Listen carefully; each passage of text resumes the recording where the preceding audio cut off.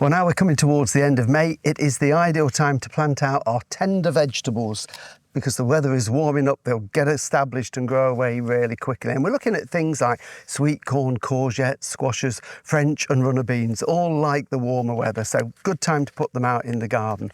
And what I'm going to plant today in this bed is some sweet corn. This is a variety I've not grown before. This one is called Goldcrest, which is a really sweet variety. I'm looking forward to it. This one I started off in these cell trays in the greenhouse a couple of months ago now from King Seeds. And at this point, I ought to thank our sponsors, King Seeds and Cobra Garden, for supporting the videos. So I've got nice strong plants like this. You'll be able to buy them in garden centres if you haven't sown them. And all of those vegetables I mentioned, there is still time to sow them directly in the ground rather than modules, but this just gives us a bit of a head start. So what I've done, I've already prepared the bed here. It's had a bit of compost on that's been tickled into the surface, a little bit of a base fertiliser just to give them that boost. So I've used some blood, fish and bone.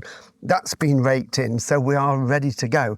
Now, with many vegetables, we grow them in rows, short rows, long rows, whatever, but sweet corn is the exception, and we always plant these in a block, in a grid system, rather than in a long row. And the reason for that is simply because these are wind pollinated, not pollinated by bees or insects. So if you've got them growing together in a grid, then they can pollinate their neighbours much easier than if you've got a long row running off into the distance. So planting them out is really simple.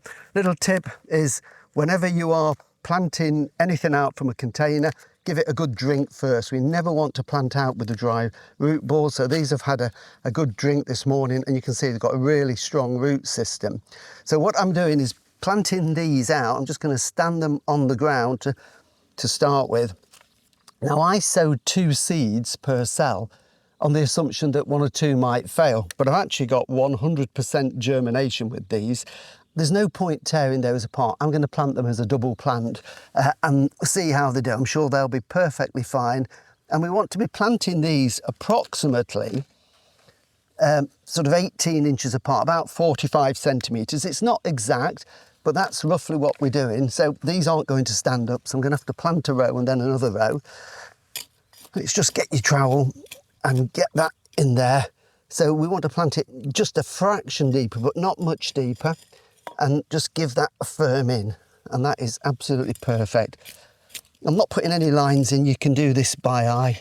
It doesn't matter if they vary a little bit, and we'll put one in just there. These get to be quite big plants, of course. They're going to grow to be probably 5-6 feet tall. And then what I'm going to do is put another one there, and another one here, and another one here.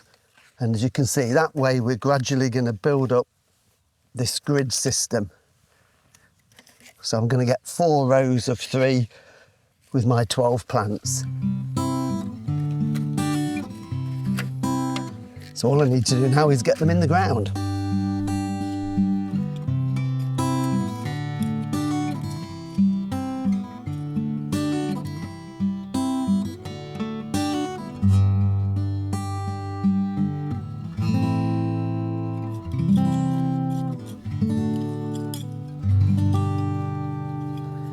So there we have it, our 12 plants in, roughly spaced about 40-45 centimetres apart. Always like to finish any footprints, take them off. Just makes it easier for when we come to do the hoeing at a later date, and it looks neater as well. Hate to see footprints on a bed or border. So just finish it off like that. And then what we need to do, of course, even though I gave them a drink before I planted them, we need to make sure they're giving a good soaking now. The soil's got some moisture in, but not enough. So I've just got a rose on the end of the watering can. I'm just going to give each one a good soak. There's no point watering all of the bed. That's just wasting water. I'm not watering over the top. I want the soil to go down to the roots, and we can see there that's soaking in. And that will give that area around the root ball a good thorough wetting, and the roots will grow down into that. And then I'll probably water them again if it stays dry and warm. Leave them then for a couple of days, because this should keep the roots moist for that long. And then maybe 3 or 4 days later, give them another good soak in. And do that 2 or 3 times until they're actively growing.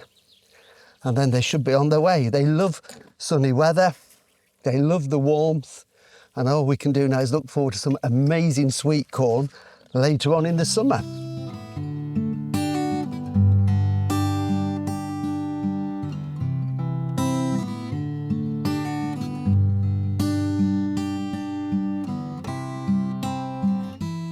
So there you go, all watered in. They'll soon start to grow. All I've got to do now is get the courgettes and the squashes and the beans in the garden. And don't forget, like I said, there is still time to sow all of these. Just sow the seeds in the ground where you want them to grow. You'll get a great crop. It's just going to be a little bit later on in the season. So that's it for this week. We'll be back again in the garden next week. So we'll see you then. Bye.